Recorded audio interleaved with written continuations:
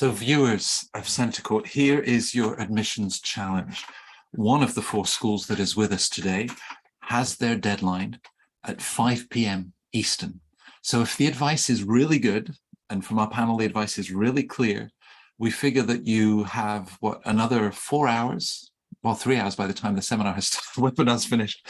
No, I don't think that's going to happen. But of course, why you'd be applying to 4 world-class business schools will really be the focus of the next 45 to 50 minutes.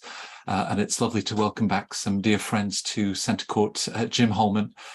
Jim, I've traveled with to the 4 corners of the world, Director of Admissions and Financial Aid at Indiana and the Kelley School. Melissa Rapp. Melissa is the Associate Dean of Graduate Admissions at Goizueta at Emory. It's lovely to see you with your stage setting for today's panel. Leica Hertz. Leica is the Associate Director of MBA Admissions and Student Recruitment at UNC Kenan-Flagler. And coming in from Austin, Patrick Olson, who's at the McCombs School. He's a senior admissions officer. So all 4 of you, thank you. Actually, just with your focus on admissions, on deadline day, Jim, is it actually quite a calm day for you because the storm begins the next day when you start reading? Well, I wouldn't say it's a calm day because we're usually anxiously watching the applications roll in. You know, they certainly have started to come in already. Our first deadline is October 15th, but they certainly pick up speed, and it's amazing the number of people who actually submit on the final day. So it's an exciting and sometimes anxious day as we wait for the applications to arrive. Melissa, are there any anxious students who are calling and saying, you know, my internet is down and everything's ready, I just can't send it? We hear from a few candidates who my recommendation email hasn't gone through to my recommender yet. And so there's always kind of a last minute churn that happens. But honestly, even if, and this goes for both the schools I've worked at, and I think at most places, that deadline is the day that we want your application submitted by. But if some other materials follow it in the days to come, that's absolutely fine. Even we say 5 p.m. Eastern time, but if it were to, that system stays open until the midnight hours. So there's no reason to panic. Communicate with the admissions team. We're happy to help. Right, but it's 5 p.m. on a Pacific island somewhere. So that right. Buys us some extra time.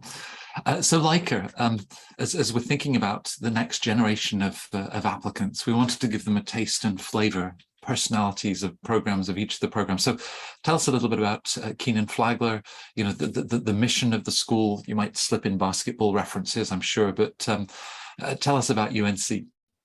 Sure. So located in Chapel Hill, North Carolina, I like to say that UNC has a lot of Southern hospitality.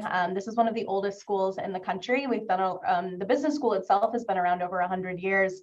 So we've had a lot of time to develop our personality and develop, what makes a Tar Heel, what makes a Kenan-Flagler student. And for me, I think that it really aligns with the core values of the school: integrity, inclusion, innovation, and impact. So those are the types of folks that we're looking for. Those are the types of students that I see walking the halls, students that want to make a difference at Kenan-Flagler and in the community, students that are looking to be the future generation of business leaders and innovate those processes, students who care about diversity and inclusion, and students that have a lot of integrity and are here to support one another. Great. Well, later on in the panel, I'll be coming back to you to see how an applicant can best perhaps capture some of those qualities. Patrick, Austin has been a boomtown now for many, many years, and McCombs literally right at the heart of all of that. Tell me about what makes UT Austin such a special place. Yeah, I mean, you hit the nail on the head. We're very lucky that we are in the backyard of downtown Austin, and this place is booming, and every day 100 people move to Austin, Texas, and companies are moving to Austin, Texas. And we know that the resources our students need, both professionally, socially, personally, are here in this great city. And there's so much our students can take advantage of. And what makes our, I think, community great is our students are engaged in the community. Our students are focused on improving not only their McCombs community, the University of Texas community, and their Austin community. So we're lucky that we have a lot of students who are philanthropic minded, oriented, and want to just not only leave the University of Texas better than they found it, but leave their greater Austin community better than they found it as well. Melissa, you alluded earlier to having worked at another great business school, but I remember how excited you were to then join Goizueta. Yeah. What was that excitement? What did you see in the school, and no doubt have continued to witness in recent years? Yeah, and you know, it was an interesting time to move schools right before COVID. I didn't expect my rookie year here at Goizueta to be quite as exciting as it was, but it has been a tremendous journey here. And what attracted me to Goizueta were many of the things that attract our students. So being in Atlanta, having access to all of the companies that are located here, either have their headquarters or a major hub here in the Atlanta area. So easy access for our students to those places where they want to end up working.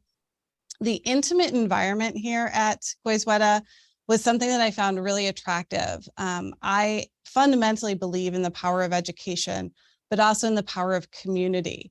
And because of Goizueta's commitment to an intimate learning environment, we really have such a tight-knit community and are able to offer a personalized experience, both from a career perspective and an academic perspective, that I don't see very many other places.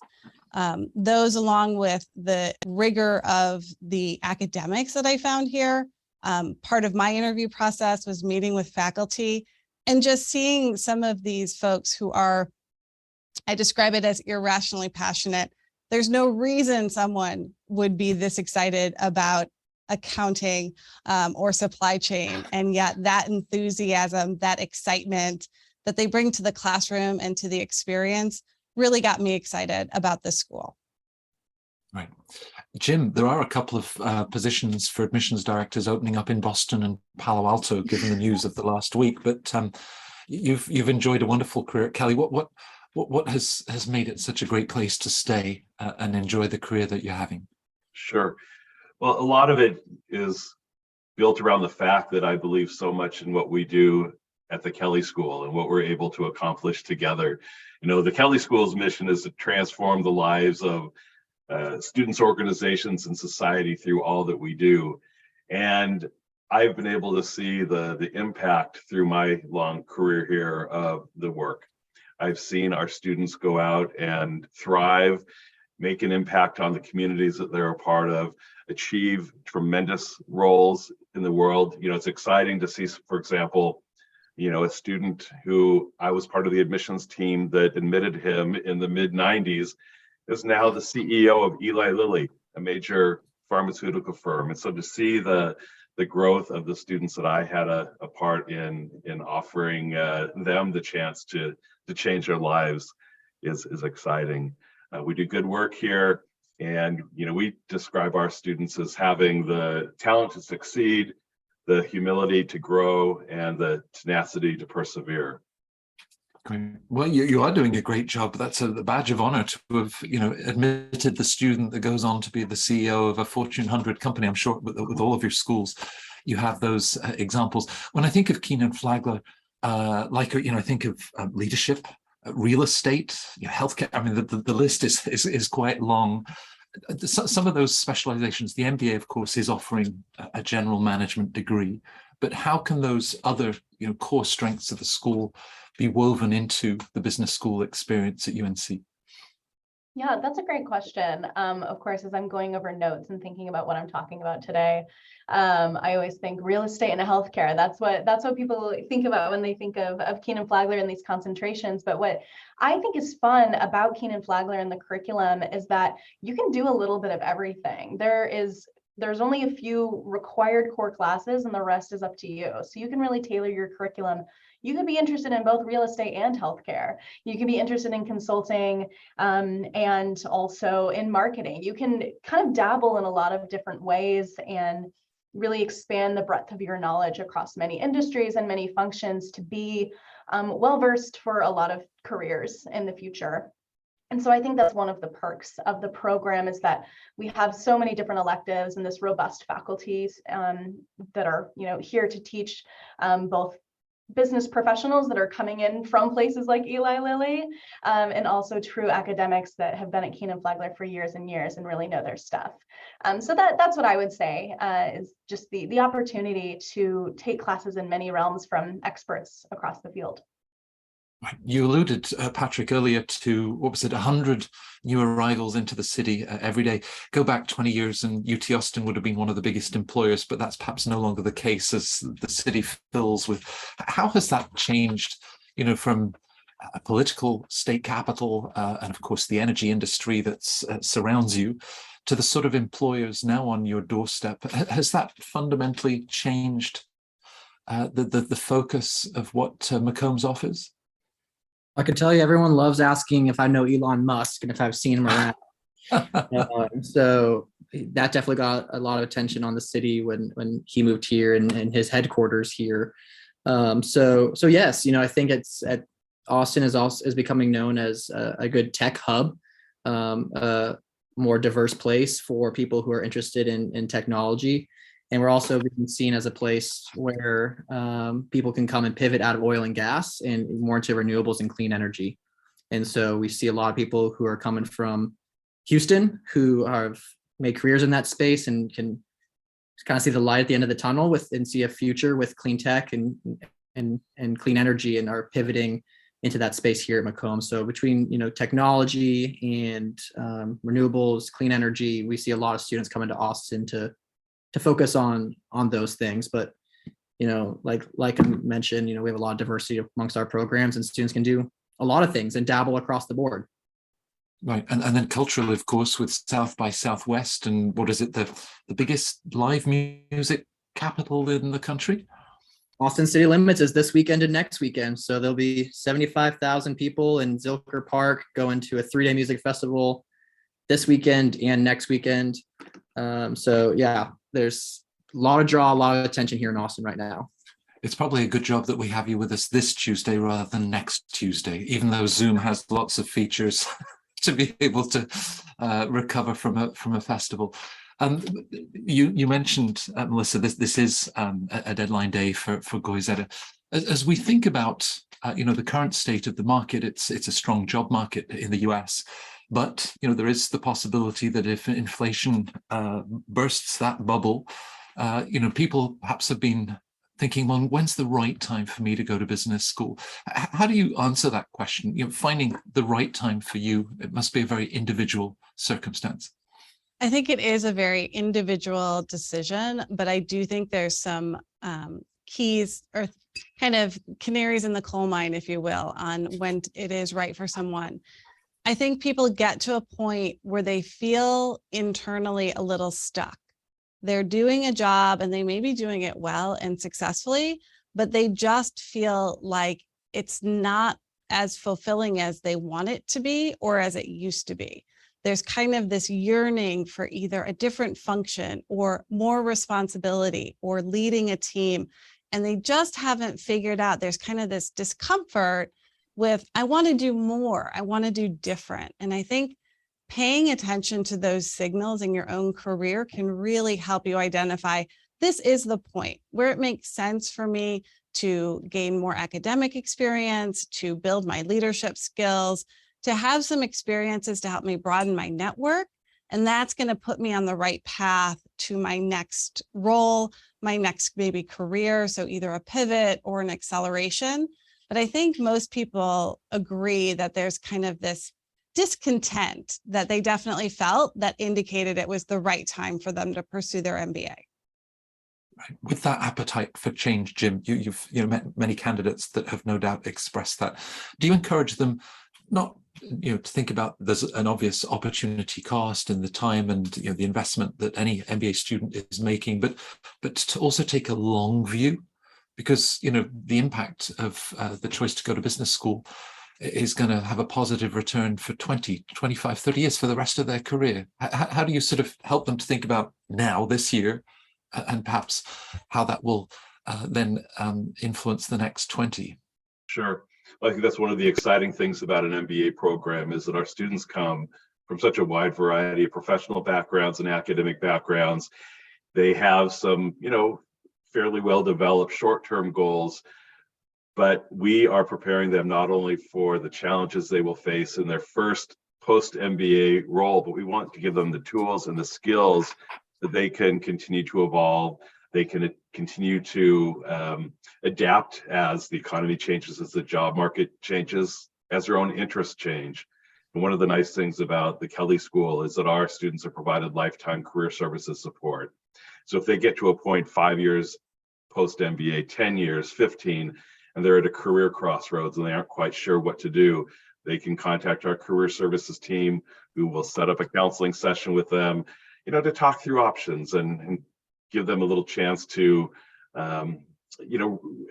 consider new opportunities, new options, and a plan to get to those new goals. Right.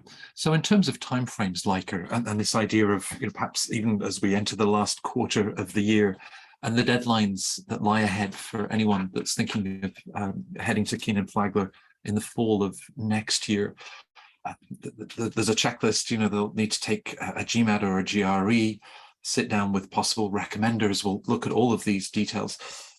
Just advice in terms of, would you say, no, all of that is imminently doable over the next few months? If you decide in Thanksgiving, you have a big conversation with your family and you emerge saying, right, I'm going to try to get into a top business school next year. It's still plenty of time for our viewers to put together everything they need for that, right? Yeah, I would say so. I think that everyone is going to take, a different timeline in preparation. My advice is always to apply when your application is at its most competitive. Our first deadline is this upcoming Monday. It's unlikely that you can put together your best application in the next 5 days, right? So, even the idea of giving a recommender ample amount of time to provide you with the best recommendation that they likely can't do that within 5 days either. But I think that it's very doable, a couple of months, and it's never too early to start thinking about things and start looking over essay prompts and preparing for an exam or an exam retake if that's applicable. But I do think that if you are organized and you give yourself a deadline, that you can put together the applications for these schools in a couple of months. I do think so. But I would say, all of you that are here today, you've already started thinking about business school. So you don't have to have that very first initial conversation and at the end of November in hopes to, meeting January deadlines. You're already, thinking about that minimally in early October. So I think that's great. And a follow-up to something that you said earlier, Lisa, that the 4 I's, we'll take a couple of them, initiative, integrity. It's one thing to nail a good data sufficiency score on the GMAT, but how best perhaps to capture integrity? It's a very holistic process that you use. So is that something that perhaps one of the recommenders might identify in you as an individual, rather than you desperately trying to state, I have integrity?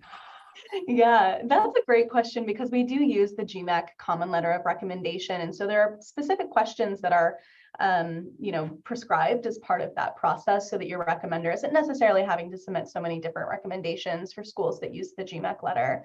With that said, I would always say sit down with your recommender and talk to them about the schools that you're applying to and kind of how you would present yourself based on the criteria that an individual school is looking at. So yeah, you could definitely talk to a recommender and say, hey, these are some of the things that Kenan-Flagler would be looking for, if you feel that I, share the values of the school with integrity. But I think that the admissions committee, we read a lot of applications and we can read between the lines. It is a holistic process as well. So we can read through your essays, look over the components of your application and your recommendation, and also develop some, qualitative, it's not just quantitative, but qualitative components of who you are as a person. And that's also why we interview students, because we want to ask them questions about integrity and innovation and impact, and just learn about you as an applicant outside of what's on paper. Right. McCombs and the other schools often publish a sort of a snapshot of the incoming class, Patrick, and it'll talk about average GPA, average test scores. 27% of our students studied a STEM subject. I often worry that if you published the average height of students, then candidates would be anxious that they're 3 inches too tall or too small. But so can we go beyond the snapshot and just perhaps reassure our viewers that whatever that average of a GPA or anything else, that's just an indicator, but that there's an incredible diversity that lies beyond that. Yeah, absolutely. I think a lot of people can get fixated on numbers and rankings throughout this process. And so I think it's important to remember that we are humans making decisions on other humans and connecting with other humans. And one of the ways we're trying to emphasize that here at McCombs is by we really took some time to rethink our application process this upcoming cycle, and how can we best make sure this process is the most accessible, equitable, and fair it can be. And so every single person who applies to Texas McCombs this year will go through the same exact process. Every single person, whether they have 0 years of professional work experience because they're still an undergrad, they have 15, they have a terrible GPA, a great GPA, good test score, no test score, every single applicant is going to go through the same exact admissions process. And so in the past, we haven't been able to do that. It hasn't been fair across the board. And so I think what we want to emphasize is no matter where you think you fall short or where you're going to do well, you should consider applying, because every single person will get a full read and go through the same exact admissions process and be considered equally this year. We're really excited to be able to promote that and share that. Great. Great. Well, it's so lovely to see that that's an equal playing field for everybody. When you talk about, what was it, irrational enthusiasm from the accounting professors, Melissa, just for an individual, and whether they have 3 years or 13 years of experience in applying to the school, just maybe your bigger advice. I often see applying to business school as a gift that you, of course, are intrinsically involved with, to hold up a mirror.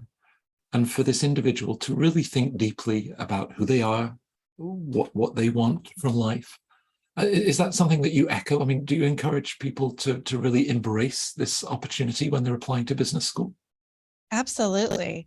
The application process, as I see it, is almost a reflection of the MBA experience, in that it is an opportunity to pause, to really take stock in what you've done, and to think about where you want to go in a very deliberate and meaningful way. It is a gift, and it's one that as you progress through your career and have more responsibilities and add a family into the mix, and it is hard to develop the discipline of reflection, but is so important for organizational leaders, for individuals who want to continue to grow throughout their life. That discipline of reflection is something that I think people do get a bit of a crash course in as they go through this application process, because the schools demand it. The applications across the board want you to be thinking about that, wanting you to develop the ability to articulate your story, and that demands reflection. But I think it gives our students the opportunity to have a little taste of what MBA life is like and what successful people do throughout the duration of their career. So I do hope that candidates don't just look at this as a hurdle or a barrier to where they want to get to, that they don't see it as a waste of time, or that it's not worth the effort. I think even for the candidates who things don't work out as they hope they will, the exercise itself has a real value for them. Right. The first day at school, Jim, must be a curious mix of exhilaration and excitement, but also an apprehension. And, for some, that sort of imposter syndrome of, everyone else is going to be smarter and have stronger test scores, more richer professional experience. How do you like to guide and counsel candidates who perhaps said, you're not going to be interested in me, or I'll never have what it takes for Kelley? How do you get them to, put their best foot forward? Sure. Well, I think you're right. The imposter syndrome is real in MBA programs, but they wouldn't be sitting in the classroom if we didn't think they had the potential to be successful, if we didn't think they had great things to contribute to their classmates, their teammates, and in classroom discussion, if we didn't think they had the potential to represent not only themselves, but represent the Kelley School as they gain their MBA and move on. You know, I think that so many candidates have an idea of what an MBA or an ideal MBA student must look like, what kind of background they must have, what kind of academic studies they must have accomplished. And I think many students, as they begin to meet their classmates and when they arrive for the first time, really recognize what a diversity of backgrounds and experiences the students have.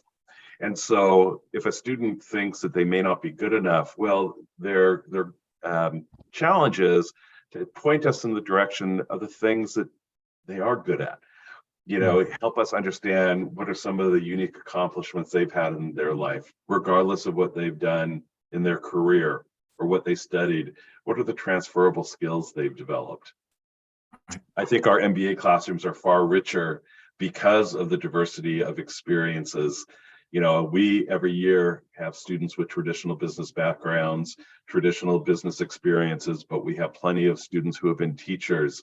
We've had professional musicians, professional athletes, and everything in between. And I suspect that my colleagues here can also identify examples from their classrooms of the diversity of backgrounds. And that's what makes an MBA exciting. So I'd say don't second guess the process. Don't make assumptions about what you think we want. Just present your best self and then let us make some good decisions on our end. And this idea of presenting your best self, like you said earlier, you know, the interview is an important component in this holistic process. But perhaps then, you know, we're so eager to impress that, you know, what's the advice? Sort of take a deep breath and enjoy what is a discussion. Obviously, you have questions for the candidate. Talk us through the interview process at Kenan-Flagler and, you know, what you're trying to identify in a candidate. Yeah, my advice is to remember kind of like what Patrick said earlier, like we're human and you're human and we're having a human experience together. I've given, you know, some insight that I've been nervous to interview candidates because that's not something that comes super naturally to me. And really the authenticity of, you know, bringing your genuine self to a conversation. It's for us, it's not meant to be a super formal affair. It's really meant to be a conversation to get to know you outside of what was included on paper, and to get to know your motivations and why you're interested in getting an MBA. What about Kenan-Flagler interests you? You know, helping us to kind of develop that culture fit as well. So as far as preparation goes, I think that, you know, be prepared to answer some behavioral type questions that, you know, maybe tell me about a time when, or can you give an example of, you know, X, Y, or Z to help, you know, maybe we're looking to see what your, how are your problem solving skills? How do you think on your feet? I tend to like to get book recommendations. I have a long list of books that folks have recommended to me. So it could just be personal questions like that as well. But it's really framed as a conversation, not a grilling interview where it's not a gotcha. We're not trying to pull one over on you and trick you in any way. It's really an authentic conversation between two people. I love the idea that your summer reading list, well, this was the class of 2019. This was the recommendations of the class of 2020. That becomes a precious testimony to the individuals that you've encountered. Melissa, the decision to offer an interview, you've seen something in this candidate. Sometimes perhaps it's intrigue. You know, we just would like to meet the person versus others. How do you sort of reach that point and say, we really want to meet this person? And have there been interviews that people have just knocked out of the park and, you know, a GMAT score was forgotten? Oh, sure. I can think of lots of cases. Jim can probably echo this. When you've done this for years, you've kind of seen all the things happen where someone who you're not sure is going to be a great fit turns out to be your best ambassador ever. And someone who you were so confident in maybe doesn't turn out to be quite as great as you thought they were once you've met them during the interview process. So the application does tell us a lot, but as was mentioned earlier, the reason we interview is to allow candidates to really add that another dimension to their interactions with the admissions committee, or however it's termed at each individual school.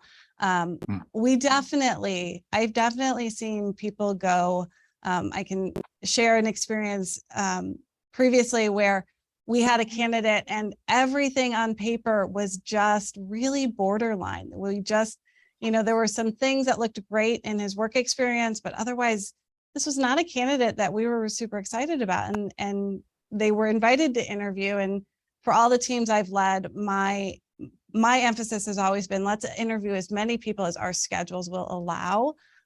So we want to get as many interviews in as we can, to get as many people in the mix as possible. And he came in, and the way he was able to position his career, his personal philosophy on life, how the ways he had grown. I remember the interviewer coming to my office afterwards and being like, you're not going to believe how incredible this person was. And I can't explain why his application just feels very kind of in the middle of the road, but his interview, he'll be great. He's going to add value to this community. He's going to go on to be a tremendous alum. And all of those things happen. So, there's never a guarantee for admission. And I don't think there's ever something that really knocks somebody out aside from, a felony or something that's just so beyond. But, I don't think any candidate should really feel like they don't have something to bring to the table, and how they are able to articulate their story is going to be what makes a difference. Right. Patrick, CentreCourt, both with the live stream today, but in the weeks, months that follow, it sometimes takes my breath away, 20, 25, 30,000 people watching these videos in a very global audience. We've seen over the last year or two, whether it's the strengthening dollar or the weakening real, ruble, what else have we got? The RMB, they've all been hit at some point now, the British pound. So as our viewers perhaps are thinking about, financing their MBA, you talked about, making this process as equitable for everybody. Tell us a little about scholarships, how that's assessed, and just, some of the ways to think about financing your business studies. Yeah, absolutely. So all students who apply to McCombs are automatically considered for our scholarships. There's no separate scholarship application. Simply having a complete application, you are competitive for our scholarships. Our scholarships are merit-based, so based on the competitiveness of your application is how we award our scholarships. We do encourage students to apply in the earlier rounds. Like a lot of schools, we have a scholarship budget and we work our way through it as we work through our admissions process. And so we definitely encourage students to apply in the earlier rounds if they're able to do that. The other thing we encourage students to do is, if they have time in their MBA journey, is to explore MBA partnership programs like Consortium, Rhomba, Forte, MLT. They also have some scholarships that are associated with them as well. So by being part of those organizations, you open yourself up to some more scholarship options. Right. And of course, all of this within the wider picture of the the return on that investment in the years that follow.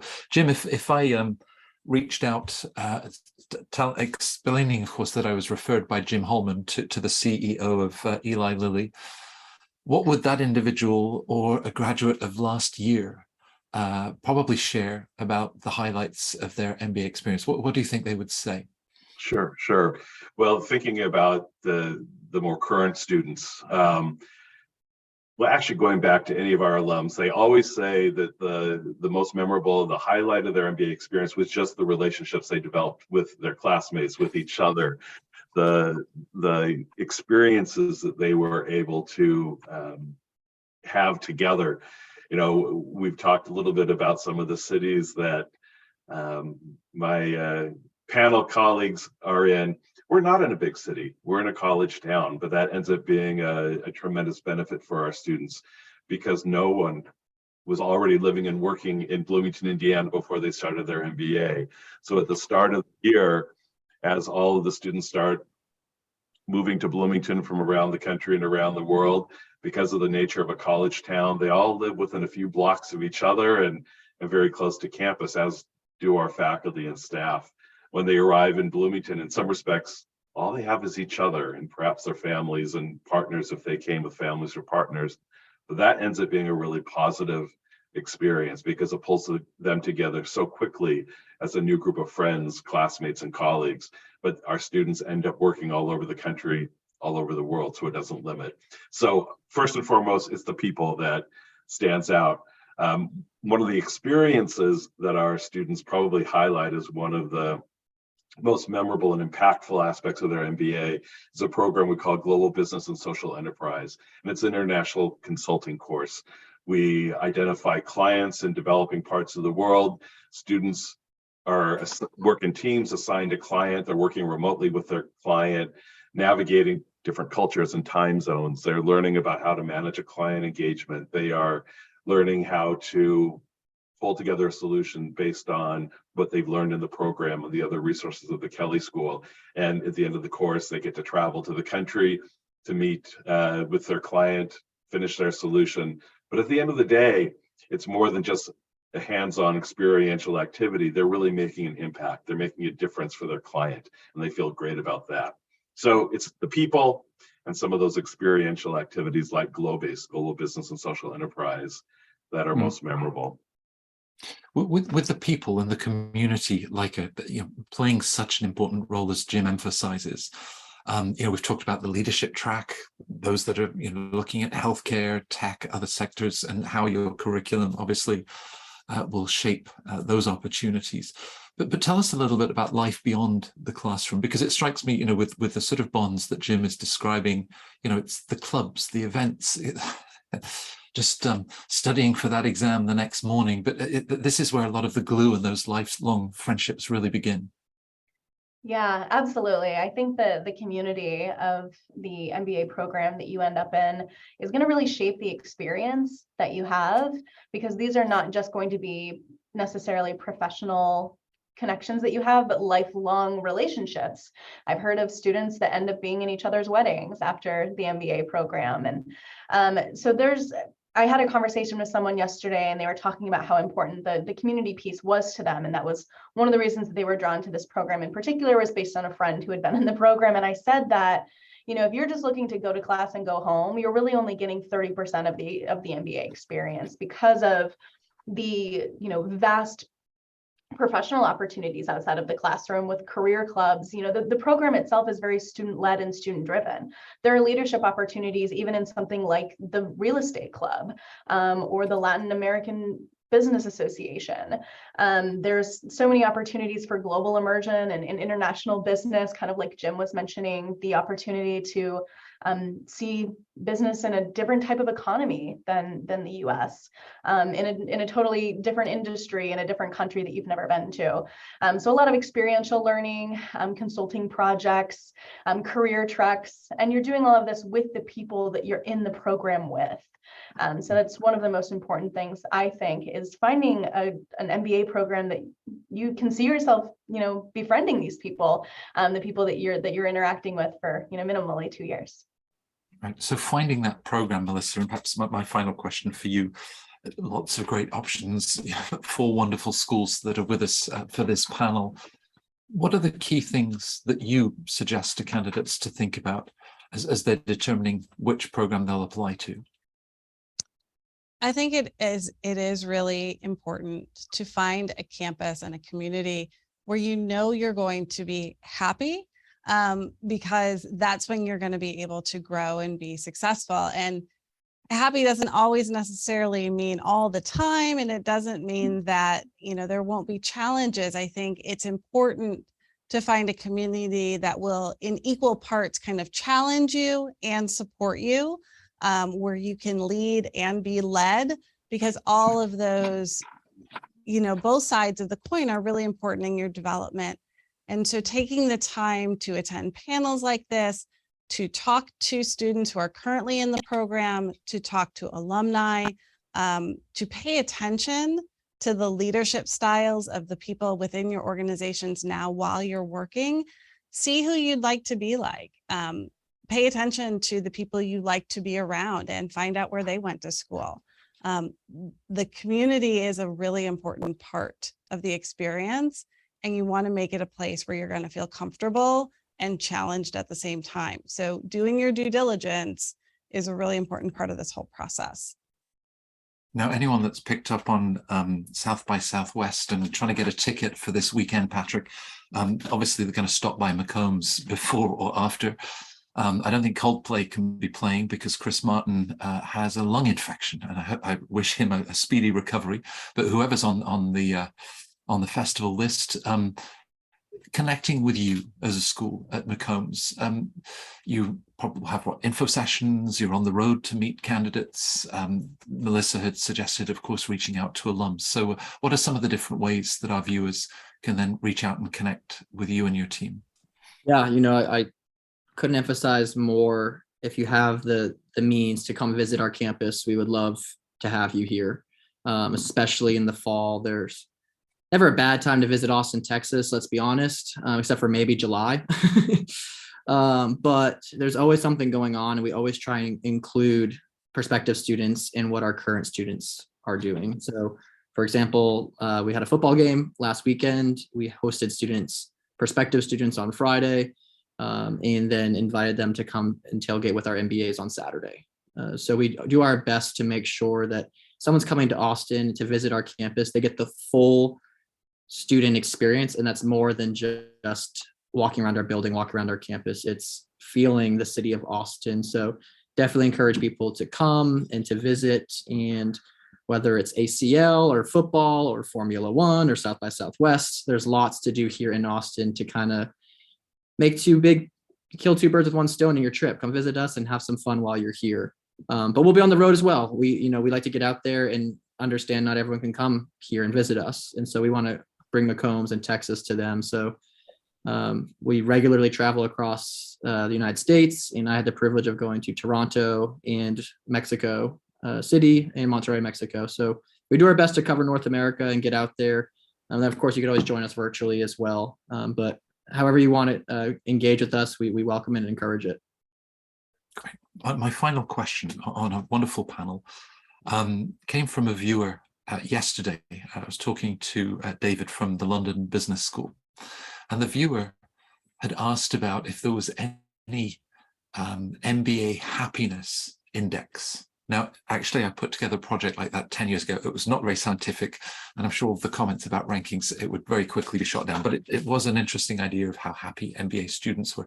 So my question to David, and my final question to you, Jim, Kelley, is it a happy school? Most definitely. Most definitely.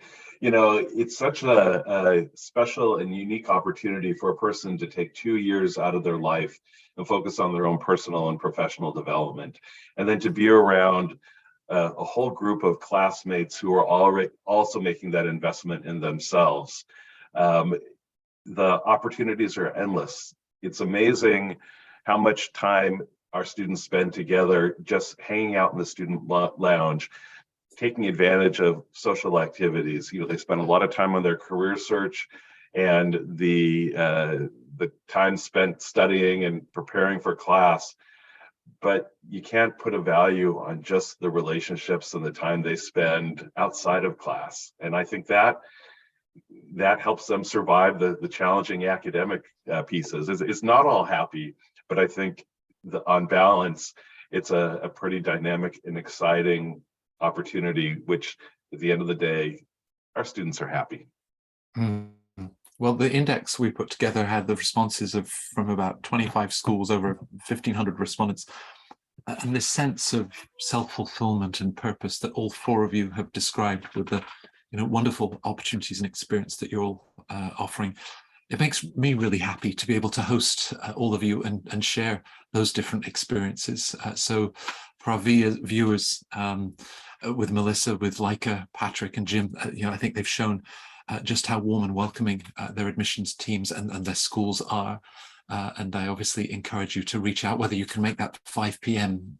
East Coast deadline or next Monday for some of you.